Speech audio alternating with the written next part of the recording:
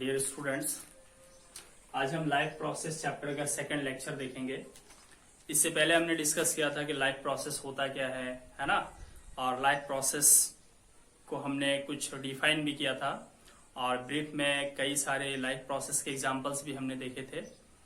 और इस चैप्टर को कंटिन्यू करते हुए आज हम कुछ और टॉपिक्स यहाँ पे कवर करेंगे। पहला तो हम कवर करेंगे न्यूट्रिशन, फिर देखेंगे टाइप्स ऑफ न्यूट्रिशन, फिर ऑटोट्रॉफिक न्यूट्रिशन को डिटेल से हम लोग समझेंगे और प्लांट्स में न्यूट्रिशन कैसे होता है उसको भी डिटेल से जानेंगे। और हम ये भी डेमोन्स्ट्रेट करके दिखाएंगे कि किस तरीके से फोटोसिंथेसिस के लिए क्लोरोफिल, कार्बन डाइऑक्साइड, सनलाइट वगैरह जरूरी होता है प्लांट्स को। ठीक है, तो आज का सेशन बहुत इंपॉर्टेंट है आपके लिए, क्योंकि इसका जो लाइफ प्रोसेस का एक बहुत ही इंपॉर्टेंट पार्ट है न्यूट्रिशन, इसको हम समझेंगे। वैसे इस चैप्टर में हमें 4 टॉपिक्स कवर करने हैं बहुत डिटेल में। पहला न्यूट्रिशन, दूसरा रेस्पिरेशन, तीसरा ट्रांसपोर्टेशन और चौथा एक्सक्रीशन। ठीक है, हर एक टॉपिक्स में एवरेज 2 पीरियड्स टाइम लगेंगे, तो अप्रोक्सीमेटली 9 से 10 दिन में ये चैप्टर एंड होगा। और कंटिन्यूअसली आप इसे देखते रहिए ताकि आपको पूरा समझ में आएगा। तो चलिए स्टार्ट करते हैं आज हम न्यूट्रिशन।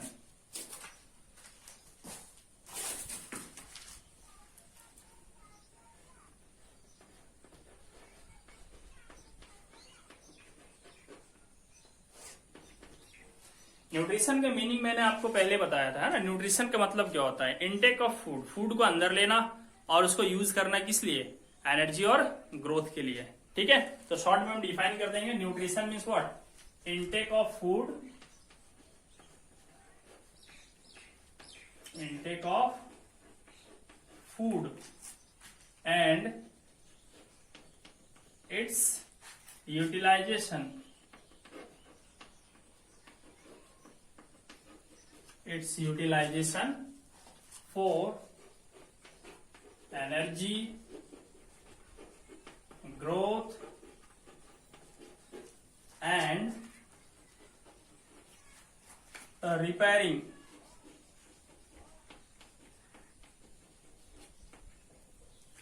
ठीक है, एक ऑर्गेनिज्म फूड को इनटेक करता है, उसको यूज करता है किस किस चीज के लिए? एनर्जी के लिए, क्योंकि कोई भी वर्क हमें करना हो तो एनर्जी की जरूरत होगी। ठीक है, ग्रोथ के लिए, है ना। हर ऑर्गेनिज्म जो है वो क्या करता है? रिप्रोडक्शन करता है, उसके लिए ग्रोथ का होना जरूरी है। ठीक, और रिपेयरिंग यानी कि बहुत सारे पुराने सेल्स मर जाते हैं तो उनके जगह पे नए सेल का बनना जरूरी है, तो रिपेयरिंग भी फूड से ही होता है। ठीक है, तो चलिए हम देख लेते हैं न्यूट्रिशन कितने टाइप का होता है। ठीक, तो स्टूडेंट्स अगर हम बात करें न्यूट्रिशन की तो ये 2 टाइप का होता है। ठीक, एक होता है autotrophic nutrition,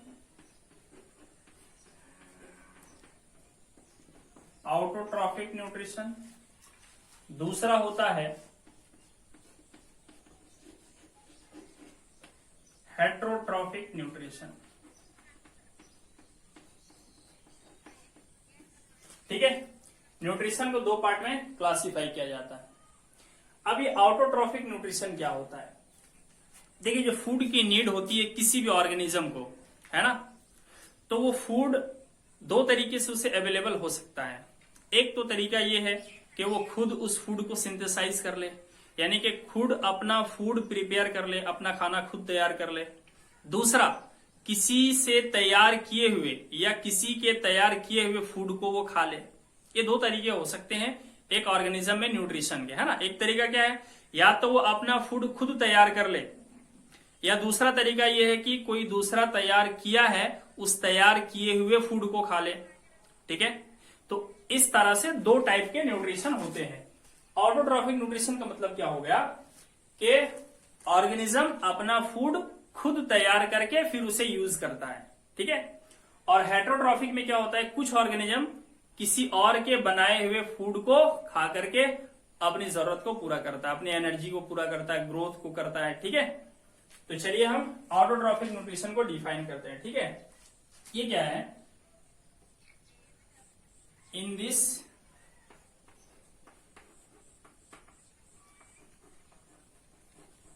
in this mode of nutrition an organism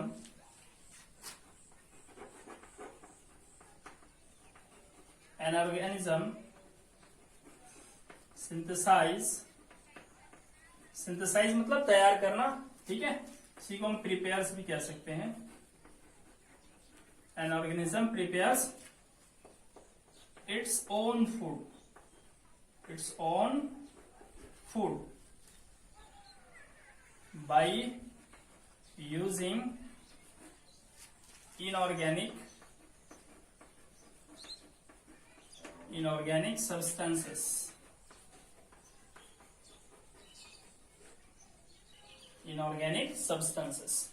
ठीक है। न्यूट्रिशन की इस मोड में क्या होता है, एक ऑर्गेनिज्म अपना फूड खुद तैयार करता है। वो खुद तैयार करने के लिए वो किस चीज का इस्तेमाल कर सकता है, इनऑर्गेनिक सब्सटेंसेस का। इसका एक दो एग्जांपल लिख देते हैं इनऑर्गेनिक सब्सटेंसेस का। जैसे कार्बन डाइऑक्साइड का यूज कर सकता है, वाटर का यूज कर सकता है, ठीक है। हेट्रोट्रॉफिक में क्या होता है, कोई तैयार किया है फूड को, उसको खा लेना, ठीक है। तो इसमें क्या होता है, in this mode of nutrition an organism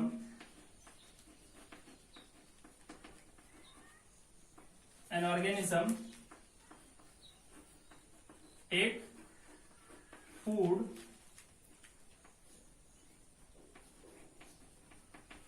which is prepared by the other organism। यानी इसे ये भी कह सकते हैं कि इसमें एक ऑर्गेनिज्म अपने फूड के लिए दूसरे पे डिपेंडेंट होते हैं, है ना। इसको हम इस तरीके से भी कह सकते हैं, और an organism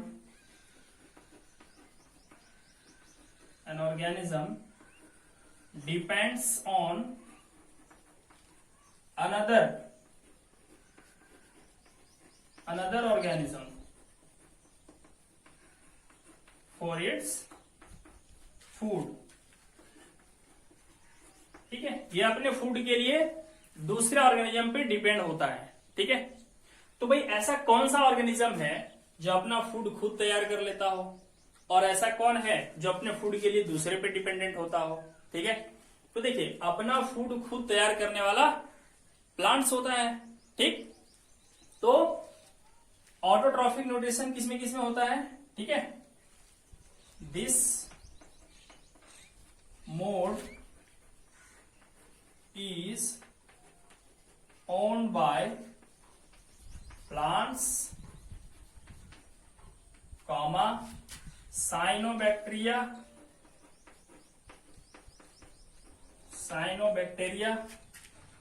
some, not some बल्कि सभी ग्रीन एल्गे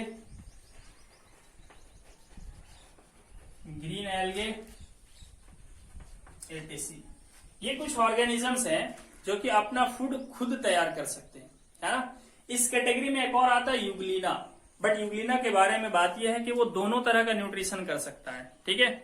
वो ऑटोट्रॉफिक न्यूट्रिशन भी कर सकता है, यानी कि खुद भी अपना फूड सिंथेसाइज कर सकता है, या कोई और ने प्रिपेयर किया है उसे भी वो खा सकता है और अपना जरूरत पूरा कर सकता है, ठीक है। तो यूग्लिना भी यहाँ पे लिखा जा सकता है, ठीक है। चलिए मैं लिख देता हूं,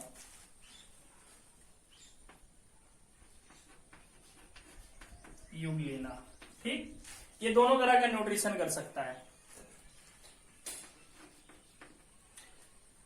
अब हेट्रोट्रॉफिक न्यूट्रिशन कौन कौन कर सकता है, ठीक है। तो ज्यादातर चीजें हेट्रोट्रॉफिक न्यूट्रिशन ही करते हैं, ठीक है। अभी हम लोग देखिए क्या करते हैं, अपना फूड खुद तो तैयार करते नहीं भाई। एक प्लांट फूड तैयार करता है, जैसे प्लांट ने एप्पल तैयार किया, हमने उसे तोड़ के खा लिया, तो हम हेट्रोट्रॉफिक ऑर्गेनिज्म हो गए। हम अपने फूड के लिए किस पे डिपेंडेंट हो गए, प्लांट पे डिपेंडेंट हो गए, ठीक है। फिर इसी तरीके से आप अदर ऑर्गेनिज्म, जैसे कि एक एनिमल की बात कर लीजिए, कॉ, ठीक है। वैसे तो साइंस में हम लोग भी एनिमल है, साइंस की भाषा में, ठीक है। कॉ की अगर हम बात कर लें तो वो क्या करता है, अपना फूड ग्रास से ऑब्टेन करता है वो। तो अल्टीमेटली कॉ किस पे डिपेंडेंट हो गया, ग्रास पे डिपेंडेंट हो गया, ठीक है। तो काउ क्या हो गया, हेट्रोट्रॉफिक हो गया, क्योंकि वो दूसरे पे डिपेंड कर रहा है, ठीक है। इसी तरह बहुत सारे एग्जांपल मिल जाएंगे, कैट हो गया, लायन हो गया, ठीक है, डॉग हो गया, बहुत ऑलमोस्ट सभी बर्ड्स हो गए, ठीक है। ये सब के सब क्या है, सब हेट्रोट्रॉफिक हैं। चलिए तो इसके एग्जांपल देख लेते हैं हम लोग। तो लिखेंगे ह्यूमंस, लायन, काउ, बर्ड्स,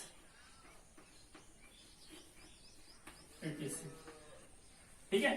ये सब में क्या होता है, हेट्रोट्रॉफिक न्यूट्रिशन होता है। चलिए अब हम देख लेते हैं ऑटोट्रॉफिक न्यूट्रिशन कितने टाइप का होता है, ठीक है।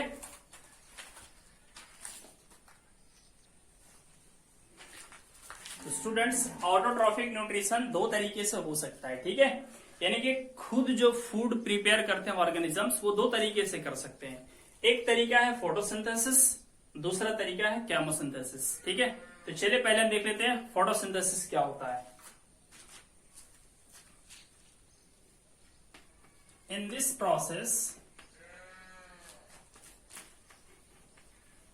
प्रोसेस ऑटोट्रॉफ्स मतलब वो ऑर्गेनिज्म जो अपना फूड खुद तैयार करता हो, है ना, उसे हम ऑटोट्रॉफ्स कहते हैं, ठीक है। तो in this process autotrophs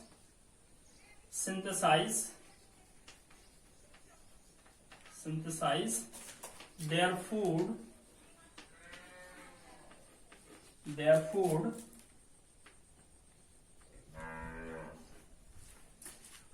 by using sunlight energy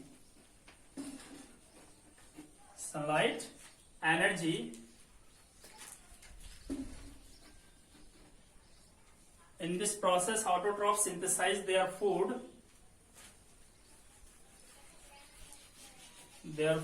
from inorganic substances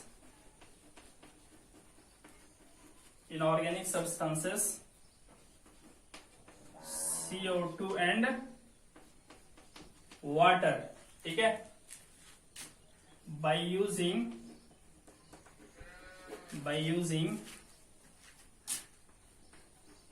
the energy of sunlight in the presence of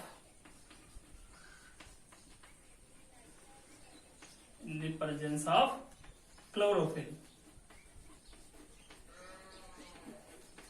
ठीक है स्टूडेंट्स। तो फोटोसिंथेसिस में क्या होता है, इस प्रोसेस में जितने भी ऑटोट्रॉफ्स हैं, ठीक है, वो क्या करते हैं, अपना फूड सिंथेसाइज करते हैं इनऑर्गेनिक सब्सटेंसेस से, जैसे कि CO2 और वाटर से। और ये सिंथेसाइज करने के लिए, यानी कि फूड बनाने के लिए यूज करते हैं सनलाइट में जो एनर्जी होती है उसकी, ठीक है, और क्लोरोफिल के प्रेजेंस में, ठीक। तो अगर कोई ऑर्गेनिज्म सनलाइट में जो एनर्जी है उसका यूज करके इनऑर्गेनिक सब्सटेंसेस से अपना फूड बनाता है, ये प्रोसेस क्या कहलाता है, फोटोसिंथेसिस। और ये प्रोसेस होता है बच्चों ग्रीन प्लांट्स में, ठीक है। तो है ना, लिखेंगे plants and green algae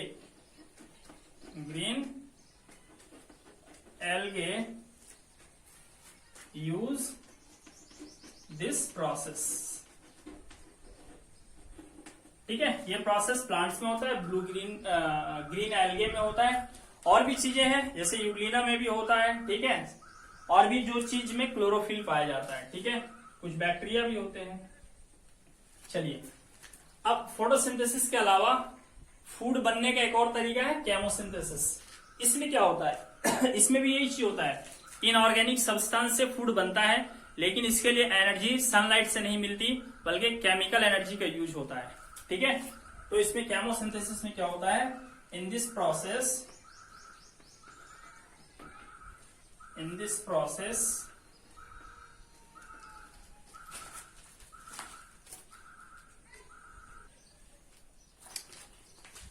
chemosynthesis में क्या होता है, इस प्रोसेस में ऑटोट्रॉफ्स जो होते हैं वो अपना फूड खुद तैयार करते हैं, किससे, इनऑर्गेनिक सब्सटेंसेस से, ठीक। और इसके लिए वो केमिकल एनर्जी का यूज करता है, ठीक है। इसके बारे में बहुत डिटेल नहीं जानना है बच्चों, इसलिए मैंने आपको सिर्फ बताया कि कुछ बैक्टीरिया इस प्रोसेस को अपनाते हैं और अपना फूड तैयार करते हैं, ठीक है। तो ये हो गया ऑटोट्रॉफिक न्यूट्रिशन, जिसमें के ऑर्गेनिजम्स अपना फूड खुद तैयार कर सकते हैं, ठीक है। और वो दो तरीके हैं, फोटोसिंथेसिस और केमोसिंथेसिस। अब हमें डिटेल से पढ़ना है प्लांट्स के बारे में कि प्लांट्स में फोटोसिंथेसिस कैसे होता है, क्या क्या मटेरियल्स रिक्वायर्ड है, और अगर वो मटेरियल्स नहीं रहेंगे तो क्या रियल में फोटोसिंथेसिस नहीं होगा, ये अब हम आगे जानेंगे, ठीक है।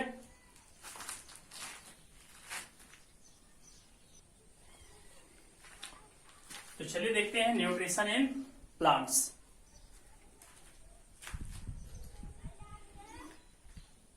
मान लेते हैं यहाँ पे एक प्लांट है, ठीक, ये कोई एक प्लांट है। तो जितने भी ग्रीन प्लांट्स है स्टूडेंट्स, है ना, उनमें क्लोरोफिल पाया जाता है, ठीक।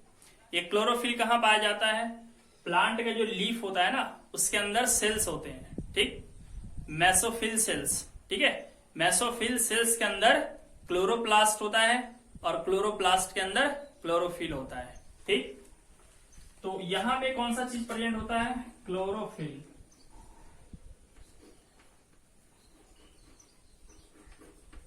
ठीक। अब क्या है कि सन में से प्लांट को सनलाइट मिलता है, ठीक, ये सनलाइट आता है।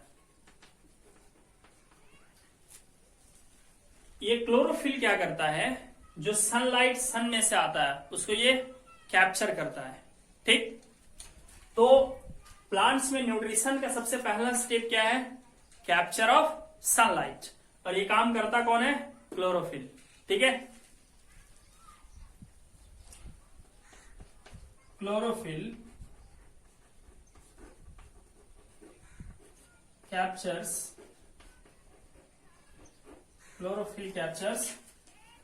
sunlight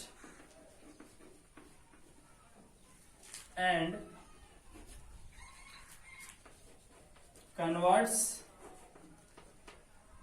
it into chemical energy,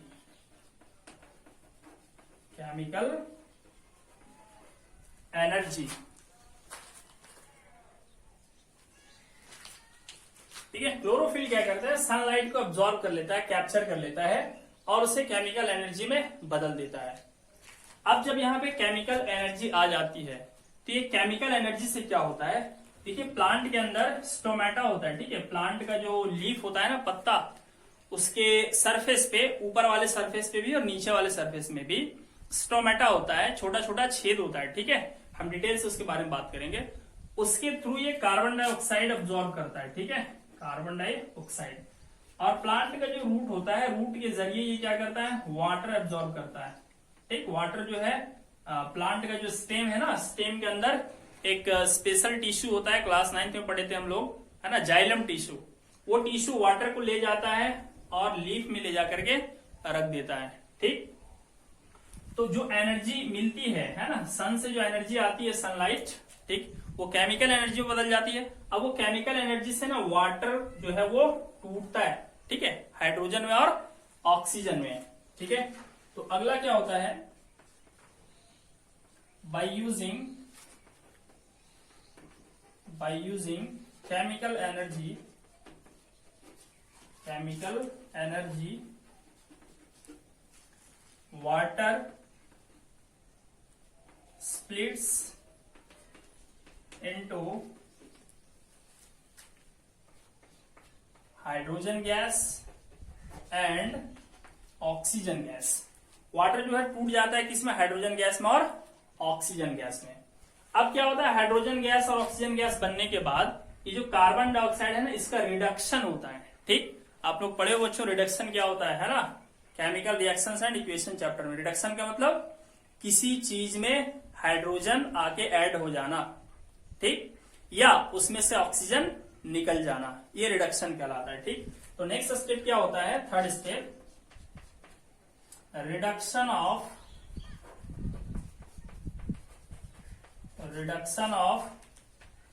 CO2 into carbohydrate, ठीक। कार्बन डाइऑक्साइड का रिडक्शन हो जाता है और वो कार्बोहाइड्रेट में बदल जाता है, असल में ग्लूकोज में बदल जाता है, ठीक है। हम आपको बताएंगे आगे कि कार्बोहाइड्रेट कई टाइप के होते हैं, जिसमें से एक टाइप ग्लूकोज भी है, ठीक। तो स्टूडेंट्स, ये 3 स्टेप होता है और इन 3 स्टेप में ये फोटोसिंथेसिस प्रोसेस पूरा होता है, ठीक है। अब इसके रिएक्शन की अगर हम बात करें फोटोसिंथेसिस प्रोसेस का, तो देखिए इसका रिएक्शन क्या होता है।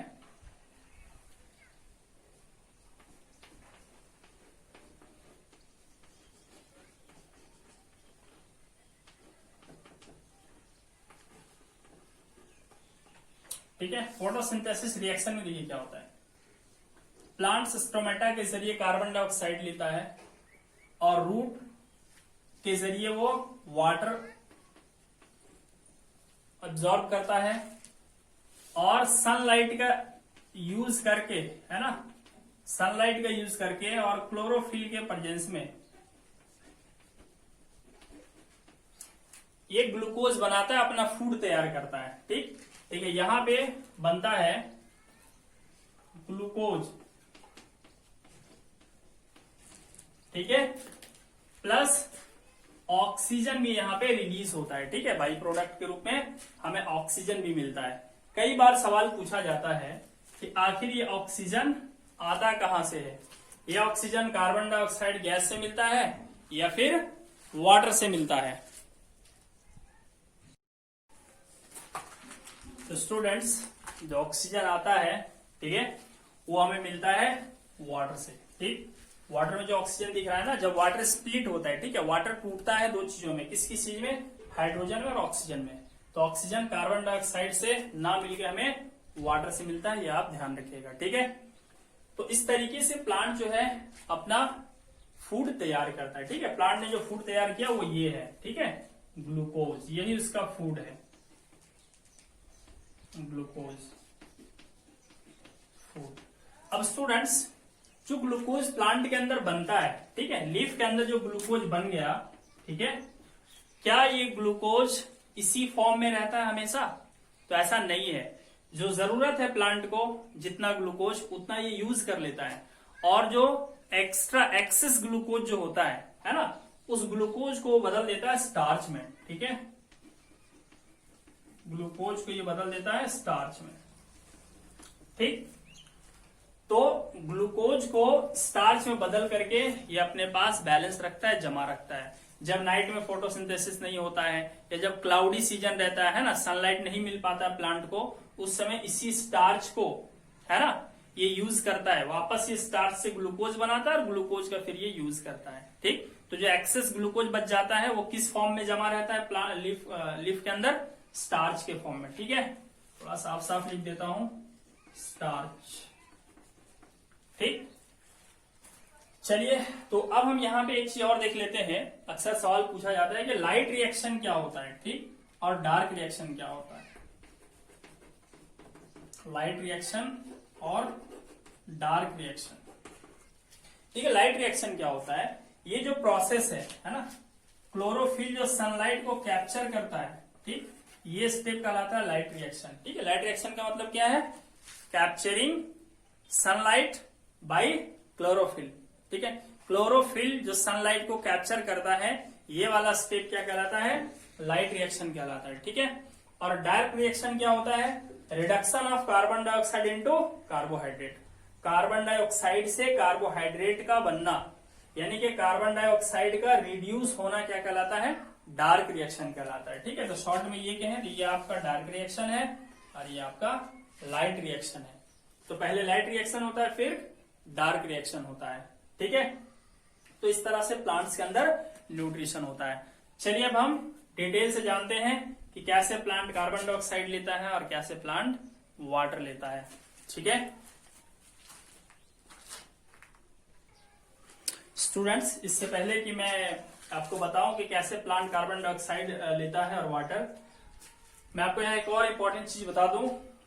आप देख सकते हो ये अनबैलेंस्ड केमिकल रिएक्शन है, केमिकल इक्वेशन है सॉरी। तो आप देखिए इसे बैलेंस कर लीजिए, यहाँ 6 लगा दोगे, यहाँ भी 6 लगा दोगे, ठीक है, और यहाँ भी 6 लगा दोगे तो ये बैलेंस हो जाएगा।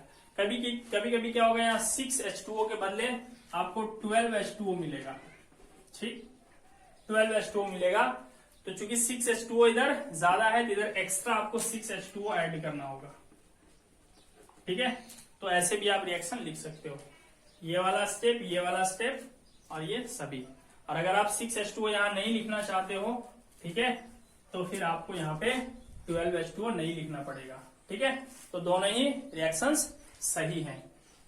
हाँ स्टूडेंट्स, ये रिडक्शन है या नहीं है, चलिए हम थोड़ा सा वेरीफाई कर लेते हैं। आप यहां देख सकते हो कार्बन के साथ 2 ऑक्सीजन एटम है, ठीक। यहां पर आप देखिए 6 कार्बन है और 6 ऑक्सीजन है, यानी कि पर कार्बन 1 ऑक्सीजन हो गया। भाई 6 कार्बन के लिए 6 ऑक्सीजन। इधर क्या था, 1 कार्बन के लिए 2 ऑक्सीजन, यानी कि पर कार्बन 2 ऑक्सीजन है यहाँ पे, और यहाँ पर कार्बन 1 ऑक्सीजन है, ठीक। तो इसलिए यहाँ पे ऑक्सीजन हट रहा है, इसलिए ये प्रोसेस क्या कहलाएगा, रिडक्शन प्रोसेस कहलाएगा, ठीक है। ये आप बहुत बढ़िया से पढ़ चुके हो chemical reactions and equation chapter में, ठीक है स्टूडेंट्स। तो चलिए अब हम देख लेते हैं कि कैसे कार्बन डाइऑक्साइड प्लांट लेता है।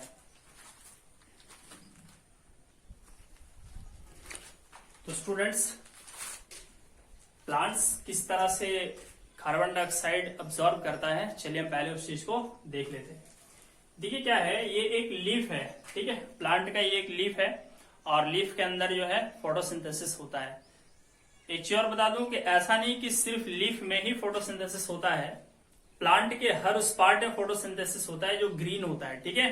क्योंकि प्लांट का कोई भी पार्ट अगर ग्रीन है तो समझिए वहां पे क्लोरोफिल है, और जहां भी क्लोरोफिल होगा वहां फोटोसिंथेसिस होगा, ठीक। बट हम एग्जाम्पल के लिए लीफ को मान के चल रहे हैं यहाँ पे, ठीक है। तो देखिए क्या है, लीफ जो है अगर हम इसको बीच में से ऐसे काट दें, ठीक है, तो हमें 2 पार्ट मिलेगा, और इसका ये थिकनेस है, आप देख सकते हो ये जो है ये प्लांट के लीफ का थिकनेस है, ठीक है। इसको हम कहते हैं क्रॉस सेक्शन। यानी कि एक पत्ता लीजिए इस तरीके से, अगर आप मेरे हैंड को पत्ता समझ रहे हो, बीच में से ऐसे काट दीजिए तो आपको इस थिकनेस का, है ना, थोड़ा सा थिकनेस का आपको एक पोर्शन मिल जाएगा। जब इसको आप जूम करके देखोगे ना, बड़ा करके, तो कुछ इस तरह का स्ट्रक्चर होता है, ठीक है। वो होता तो बहुत पतला है, लेकिन जब आप जूम करके देखोगे तो कुछ इस तरह का स्ट्रक्चर आपको मिलेगा, ठीक है। तो यहाँ जो सबसे टॉप में आप व्हाइट वाला लेयर देख रहे हो, इसे हम कहते हैं क्यूटिकल, ठीक। ये जो क्यूटिकल होता है एक वैक्सी कोट होता है, वैक्सी मतलब मोम के जैसा, है ना, एक वैक्सी कोट होता है, वैक्सी कोट, ठीक है। क्यूटिकल के स्पेलिंग थोड़ा मिस्टेक है, क्यूटिकल, ठीक। ये वैक्सी कोट होता है मोम के जैसा, और इसका फंक्शन होता है, ठीक है, कि इस पत्ते के अंदर जो वाटर होता है, ठीक है, या जो ऑक्सीजन वगैरह बनता है या कार्बन डाइऑक्साइड जो होता है पत्ते के अंदर जो मटेरियल होता है, उसको ये बाहर निकलने से रोकता है। वैसे इसका मेन फंक्शन है वाटर के लॉस को रोकना, ठीक है, किसका, क्यूटिकल का। अब इसके नीचे आओगे तो यहाँ पे देखिए बहुत सारा सेल्स का एक लेयर होता है, ठीक है, जिसको हम कहते हैं अपर एपिडर्मिस, ठीक है, अपर एपिडर्मिस, ठीक। एपिडर्मिस क्या होता है, ये एक टिश्यू होता है, ठीक है, जो कि प्लांट का आउटर कवरिंग बनाता है ना, प्लांट का बाहरी लेयर बनाता है। तो पत्ते का जो बाहरी लेयर होता है वो अपर एपिडर्मिस ऊपर में होता है, ठीक। अब इसके नीचे, है ना, इसमें जो आप ये व्हाइट वाला देख रहे हो ना, ये जो है वो क्या है, इसका न्यूक्लियस है सेल का, ठीक। अच्छा, इनमें क्लोरोफिल भी होते हैं, ठीक है। ये देखिए जो मैं छोटे छोटे ले रहा हूँ, छोटे छोटे सर्कुलर व्हाइट डॉट, ये सब क्लोरोफिल है। अब अपर एपिडर्मिस के नीचे भी बहुत सारे सेल्स होते हैं, और इन सेल्स में बहुत ज्यादा क्लोरोफिल पाया जाता है, ठीक है। ये सब में बहुत ज्यादा क्लोरोफिल पाया जाता है। वैसे ये आपको जो सर्कुलर पार्ट दिख रहा है, हम इसे कहेंगे क्लोरोप्लास्ट, ठीक। क्लोरोप्लास्ट क्या होता है, एक सेल का ऑर्गेनेल होता है, ठीक है। सेल के अंदर बहुत सारे ऑर्गेनेल होते हैं, जिसमें से एक ऑर्गेनेल क्लोरोप्लास्ट होता है, और इसी क्लोरोप्लास्ट के अंदर क्लोरोफिल होता है, ठीक है, क्लोरोफिल होता है। जिन सेल्स में क्लोरोफिल होता है ना, उस सेल को हम मेसोफिल भी कहते हैं, ठीक, मेसोफिल। ठीक, तो ये सारे सेल्स को हम यहाँ पे मेसोफिल सेल्स भी कहेंगे। ठीक है, मेसोफिल कहेंगे स्टूडेंट्स। ठीक, अब क्या है कि आप यहाँ पे देख सकते हो कि इन सेल्स के बीच में कुछ खाली जगह है। देखिए ये सब पूरा खाली जगह है ना, ये एयर स्पेसेस है, यानी कि यहाँ पे एयर रह सकता है। ठीक है, एयर स्पेसेस है, ये खाली जगह है यहाँ पे। ठीक, और इसके नीचे आओगे तो फिर देखिए जिस तरह ऊपर एक लेयर है सेल्स का, इसी तरह नीचे भी देखिए सेल्स का एक लेयर पाया जाता है। इसको हम कहते हैं लोअर एपिडर्मिस। ठीक, इसे कहते हैं हम लोअर एपिडर्मिस। ठीक, स्टूडेंट से एग्जाम में क्वेश्चन पूछा जाता है, इस तरह का फिगर दे देगा और आपको लेबलिंग करने के लिए कहा जाएगा, इसलिए आप इसे ध्यान से समझिए। लोअर एपिडर्मिस है। अब ये जो लोअर एपिडर्मिस है ना, इसके बीच बीच में देखिए यहां से यहां तक अगर हम देखें तो यहाँ पे खाली जगह नजर आ रहा है। ठीक, तो ये जो खाली जगह आपको नजर आ रहा है ना, यही स्टोमेटा है, लेकिन एक पीस रहेगा तो उसे हम स्टोमा कहेंगे। ठीक है, ये जो होल है, जो गैप है, इसे हम स्टोमेटा कहते हैं अगर एक से ज्यादा एक साथ बोले तब, और अगर एक ही होल की हम बात करें तो उसे स्टोमा कहते हैं। ठीक है, तो ये जो स्टोमा है, ठीक, और बहुत ज्यादा हो तो हम स्टोमेटा कहेंगे। तो जो स्टोमेटा होता है, इसी के थ्रू कार्बन डाइऑक्साइड प्लांट जो है वो लेता है। ठीक, तो कार्बन डाइऑक्साइड को ये इसी स्टोमेटा के जरिए लेता है, और जो ऑक्सीजन बनता है ना, अभी हमने रिएक्शन देखा था ना, फोटोसिंथेसिस का रिएक्शन, ये 6CO2 + 6H2O है ना, इससे बना था C6H12O6 प्लस ऑक्सीजन। तो देखिए इसे कार्बन डाइऑक्साइड की जो जरूरत होती है वो इसी स्टोमेटा के जरिए ये लेता है, और जो ऑक्सीजन इसमें से बनता है वो इसी स्टोमेटा के जरिए ऑक्सीजन बाहर भी निकलता है। ठीक है, तो स्टोमेटा का रोल क्या है? स्टोमेटा का रोल है ऑक्सीजन को अंदर जाने के लिए पाथ प्रोवाइड करना, और अंदर जो ऑक्सीजन बनता है, देखिए ये ऑक्सीजन, उसे बाहर निकलने के लिए जगह भी देना। ठीक, अब ये निकलता कैसे और अंदर कैसे जाता है, तो ये डिपेंड करता है कॉन्सेंट्रेशन पे। ठीक है, ये डिपेंड करता है कॉन्सेंट्रेशन पे। अब ये कॉन्सेंट्रेशन क्या होता है, मैं थोड़ा सा आपको समझा दूं। मान लेते हैं ये एक यूनिट वॉल्यूम है और ये एक दूसरा यूनिट वॉल्यूम है। ठीक, इसके अंदर ये कार्बन डाइऑक्साइड के मॉलिक्यूल्स हैं। ठीक, और इसके अंदर भी कार्बन डाइऑक्साइड के मॉलिक्यूल्स हैं। अब आप देख सकते हो कि यहाँ पे कार्बन डाइऑक्साइड का मॉलिक्यूल्स पर यूनिट वॉल्यूम बहुत ज्यादा है, और यहाँ कार्बन डाइऑक्साइड का मॉलिक्यूल्स पर यूनिट वॉल्यूम कम है। तो हम कहेंगे यहाँ पर कार्बन डाइऑक्साइड का कंसंट्रेशन ज्यादा है, यहाँ कार्बन डाइऑक्साइड का कंसंट्रेशन कम है। अब अगर हम इन दोनों को एक पाइप के जरिए लिंक कर दें तो यहाँ क्या होगा, कार्बन डाइऑक्साइड इधर से इधर आना शुरू कर देगा। ठीक है, क्योंकि हाई कंसंट्रेशन से लो कंसंट्रेशन की तरफ मॉलिक्यूल्स अपने आप डिफ्यूज करता है। डिफ्यूजन प्रोसेस हम लोग पढ़ चुके हैं। ठीक, तो बिल्कुल इसी तरह पत्ते के अंदर चूंकि फोटोसिंथेसिस होते रहता है दिन में, तो दिन में जब फोटोसिंथेसिस होते रहता है ना, डे टाइम की अगर हम बात करें, डे टाइम की बात करें तो फोटोसिंथेसिस होगा। अब फोटोसिंथेसिस होने के लिए क्या चाहिए, कार्बन डाइऑक्साइड चाहिए। तो प्लांट क्या करते हैं, डे टाइम में कार्बन डाइऑक्साइड यूज करते हैं, तो इन्हें कार्बन डाइऑक्साइड की जरूरत होगी। तो कार्बन डाइऑक्साइड मान लेते हैं यहाँ पे ये सब कार्बन डाइऑक्साइड है। ठीक, अब ये कार्बन डाइऑक्साइड यूज कर लेगा तो यहाँ पर कार्बन डाइऑक्साइड का कॉन्सेंट्रेशन बिल्कुल कम हो जाएगा, है ना, अंदर में कार्बन डाइऑक्साइड का कंसंट्रेशन कम हो जाएगा। अब पत्ते के बाहर जो एटमोस्फेयर है, इस एटमोस्फेयर में कार्बन डाइऑक्साइड का कंसंट्रेशन ज्यादा होता है। ठीक है, तो अब क्या होगा, डिफ्यूजन प्रोसेस से कार्बन डाइऑक्साइड जो है वो बाहर से अंदर की तरफ चला जाएगा, और इसके लिए स्टोमेटा क्या हो जाएंगे, ओपन हो जाएंगे, स्टोमेटा खुल जाएगा। ठीक, तो जब स्टोमेटा खुल जाएगा तो कार्बन डाइऑक्साइड जो है वो आउटर एटमोस्फेयर से लीफ के अंदर चला जाएगा। ठीक है, इस तरीके से कार्बन डाइऑक्साइड का मूवमेंट डिफ्यूजन प्रोसेस से होता है। ठीक है, तो स्टोमेटा के थ्रू। अब क्या होगा, देखिए जब फोटोसिंथेसिस प्रोसेस होगा तो ऑक्सीजन बनेगा भी। तो जब ऑक्सीजन बनेगा तो देखिए पत्ते के अंदर, मैं येलो वाले से दिखा रहा हूं, ये मान लीजिए ऑक्सीजन बन रहा है। तो चूंकि दिन भर फोटोसिंथेसिस होता रहेगा तो ऑक्सीजन बनता रहेगा। अब पत्ते के अंदर ऑक्सीजन का कॉन्सेंट्रेशन ज्यादा हो जाएगा, और बाहर एटमोस्फेयर में क्या है, ऑक्सीजन कम रहेगा। मान लेते हैं ऑक्सीजन का कंसंट्रेशन कम होगा, तो फिर से स्टोमेटा क्या हो जाएगा, खुल जाएगा, और ये जो ऑक्सीजन है वो डिफ्यूजन प्रोसेस से पत्ते के अंदर से बाहर आ जाएगा।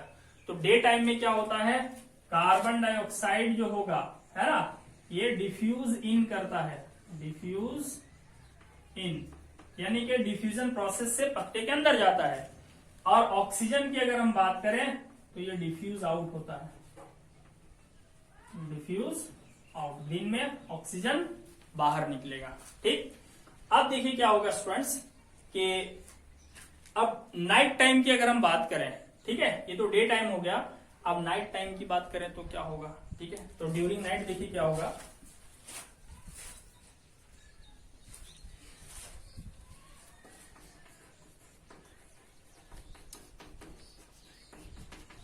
ड्यूरिंग नाइट क्या होगा, देखिए फोटोसिंथेसिस तो होगा नहीं। ठीक, चलिए, अब फोटोसिंथेसिस नहीं होगा तो इसका एक रिवर्स रिएक्शन होता है जो कि दिन में भी होता है, रात में भी होता है, और वो है रेस्पिरेशन। ठीक है, रेस्पिरेशन से ही एनर्जी मिलती है, तो प्लांट को रात में भी एनर्जी चाहिए। और रेस्पिरेशन का अगर रिएक्शन हम लिखें तो जस्ट इसका उल्टा होता है। देखिए रेस्पिरेशन में क्या होता है, ग्लूकोज यूज होता है C6H12O6, और ऑक्सीजन यूज होता है, और इन दोनों की मदद से बनता है कार्बन डाइऑक्साइड प्लस वाटर।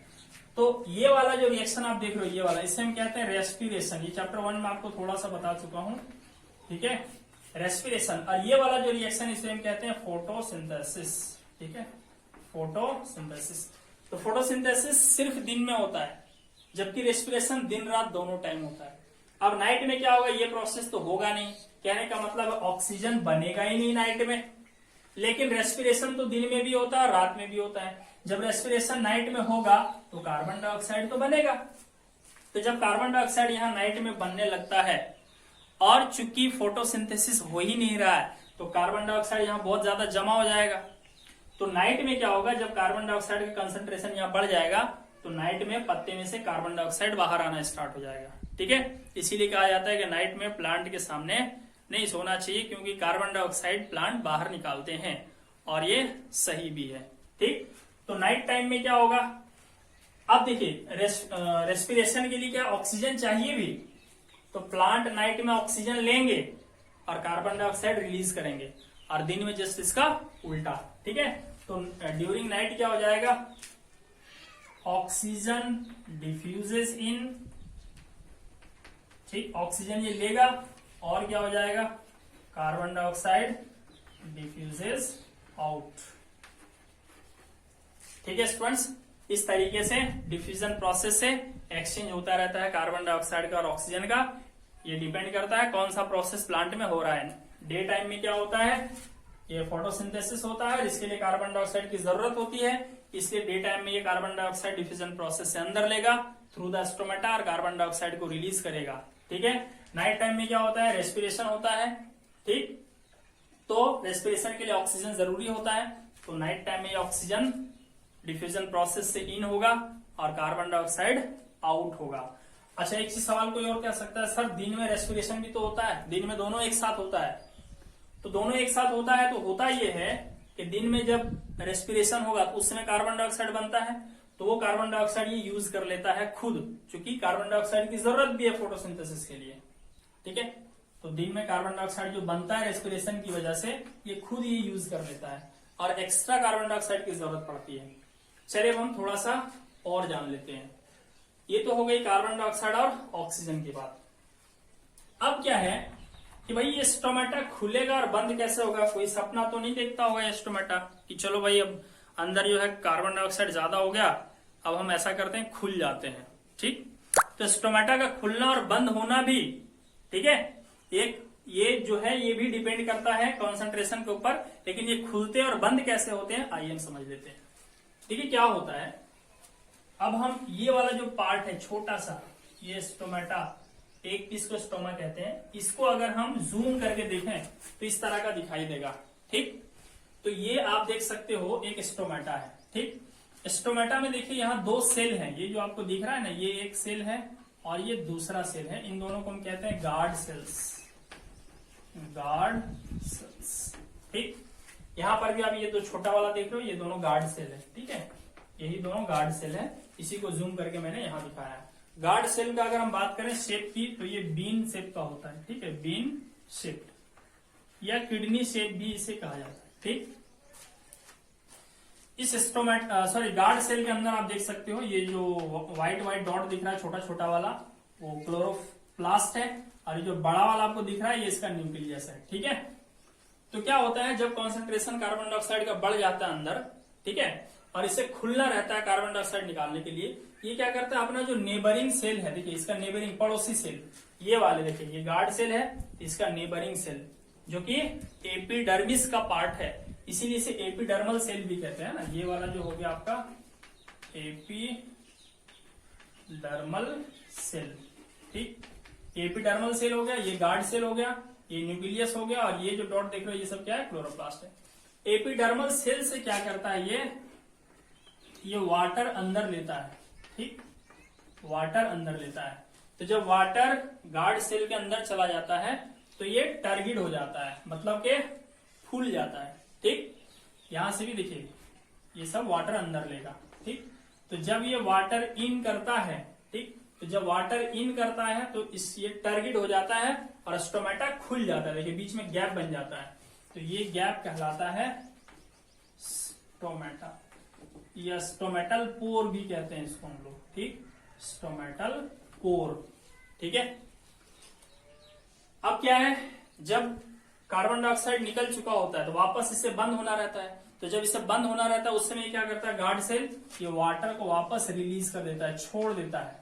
तो वाटर को जब ये छोड़ देगा तो फिर इसका शेप ऐसा हो जाएगा, देखिए ऐसे चपटा हो जाएगा। ठीक है, ऐसे चपटा हो जाएगा, और इसका जो यहाँ पे गैप था वो बंद हो जाएगा। मैं अलग डायग्राम से दिखा देता हूँ। जब खुलता है उस समय इसका शेप ऐसा हो जाता है, और जब बंद होता है उस समय इसका शेप ऐसा हो जाता है, देखिए कोई गैप नहीं बचता है। ठीक है, तो बंद होते समय क्या करता है ये वाटर जो है रिलीज कर देता है, किसको दे देता है, एपिडर्मल सेल को, और खुलना होता है उस समय क्या करता है ये एपिडर्मल सेल से वाटर अंदर ले लेता है। तो इस तरीके से पूरा स्टोमेटा का खुलना और बंद होने का प्रोसेस होता है। चलिए अब हम शॉर्ट में देख लेते हैं आज हमने क्या सीखा। इसके बाद एक चीज हमारा बाकी रह गया है कि प्लांट्स को क्या क्या चाहिए होता है फोटोसिंथेसिस के लिए, तो उसको डेमोन्स्ट्रेट करके दिखाना था, जो कि आज अब कवर नहीं हो पाएगा, हम अगले वीडियो में उसको कवर करेंगे। ठीक है, तो देखिए हमने शॉर्ट में ये सीखा न्यूट्रिशन क्या होता है, फूड को इनटेक करना और उसका यूज करना एनर्जी के लिए, ग्रोथ के लिए और रिपेयरिंग के लिए। ठीक, न्यूट्रिशन दो तरीके से हो सकता है, autotrophic nutrition, heterotrophic nutrition. Autotrophic nutrition का मतलब हुआ अपना फूड खुद से तैयार करना, हेटरोट्रॉफिक का मतलब हुआ अपने फूड के लिए दूसरे के ऊपर डिपेंड आना। अब ऑटोट्रॉफिक न्यूट्रिशन दो तरीके से हो सकता है, फोटोसिंथेसिस और केमोसिंथेसिस। फोटोसिंथेसिस का मतलब है इनऑर्गेनिक सब्सटेंस से फूड का बनाना या कार्बोहाइड्रेट का बनाना सनलाइट के प्रेजेंस में, जो कि प्लांट्स और ग्रीन एल्गे ये काम करते हैं। केमोसिंथेसिस में क्या होता है, इनऑर्गेनिक सब्सटेंस से फूड का बनाना या कार्बोहाइड्रेट का बनाना, लेकिन वो केमिकल एनर्जी का यूज करके होता है। ठीक, अब ऑटोट्रॉफिक न्यूट्रिशन का जो दो टाइप है उसमें से एक टाइप जो फोटोसिंथेसिस है ये प्लांट्स में होता है। प्लांट्स में फोटोसिंथेसिस होने के लिए जो रॉ इनऑर्गेनिक मटेरियल चाहिए होता है वो क्या क्या चाहिए होता है, कार्बन डाइऑक्साइड चाहिए होता है और वाटर होता है, और सनलाइट का यूज करके और फोटोसिंथेसिस का यूज करके ग्लूकोज बनता है जो कि प्लांट का फूड होता है। ग्लूकोज जो एक्सेस अमाउंट में चाहिए होता है, जो तुरंत यूज हो गया वो तो यूज हो गया, और जो एक्सेस ग्लूकोज बच जाता है वो स्टार्च के फॉर्म में लीफ के अंदर जमा रह जाता है। अब इसे जो चाहिए होता है वाटर और कार्बन डाइऑक्साइड। ठीक है, तो कार्बन डाइऑक्साइड ये कौन सा प्रोसेस से लेता है, डिफ्यूजन प्रोसेस से।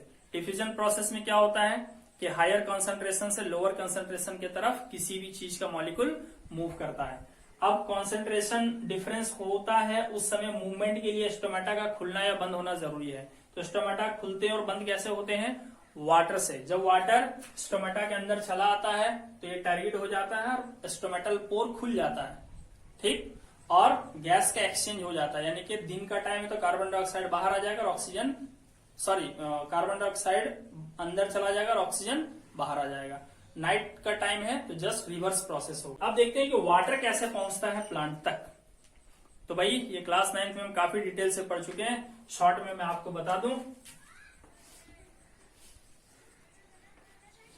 ठीक है, ये रूट है प्लांट का, है ना, और इसके बारे में डिटेल से हम ट्रांसपोर्टेशन में पढ़ेंगे।